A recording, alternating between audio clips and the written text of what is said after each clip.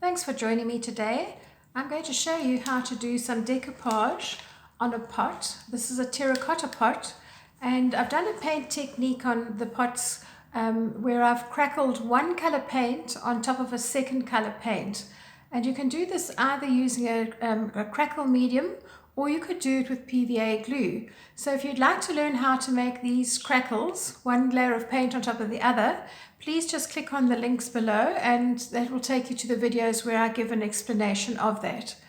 So for this particular pot here today, I have in my background a blue, and then I've put the crackle medium on, and then I've painted white on top so that the color below the blue shows through the cracks.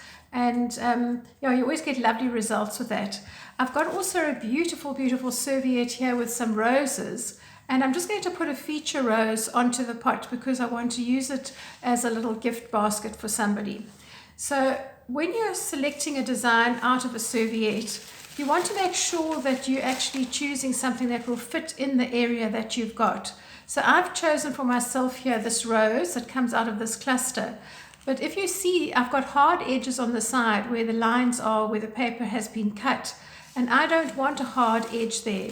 So I've actually gone and I've torn around all the edges fairly close because it's a slightly different blue to the one that I have on the paint. And I want to do that just so that I get as much of the paint color coming through as possible. Serviettes, if you cut them, will leave you with another hard edge. And I don't want that because the soft edge of a torn paper like that just blends into the background, whereas a hard edge you will see a line.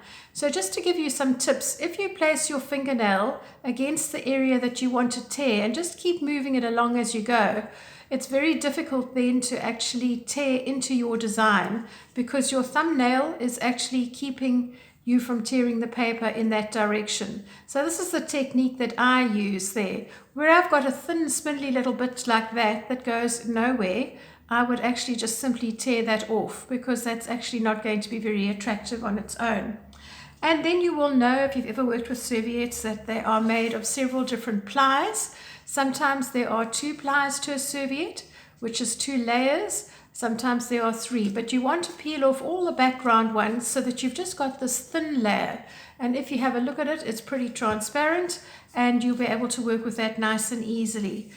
Keep these little bits, if there are big ones, for when you do card making, because I find if I actually am working with a glue stick and I spill some, this is a very, very nice way to tidy up those edges.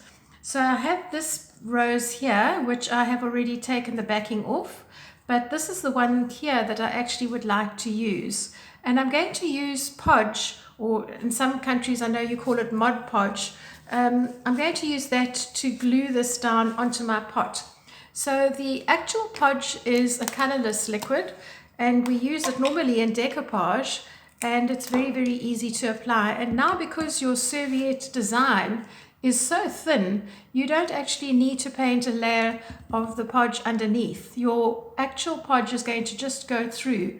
So if you start in the center, working from north to south, and then you work towards one side, so I'm working towards my right, smoothing it down as fairly quickly as I can because it is going to want to wrinkle, and then I would just simply rotate it and smooth down the other side. The secret is always to make sure that you've got enough Podge or Mod Podge on your brush so that it doesn't get dry, because then you will tear your picture.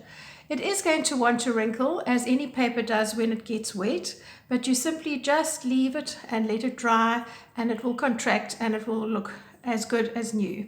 So the secret now is just to simply make sure that all my serviette is secured.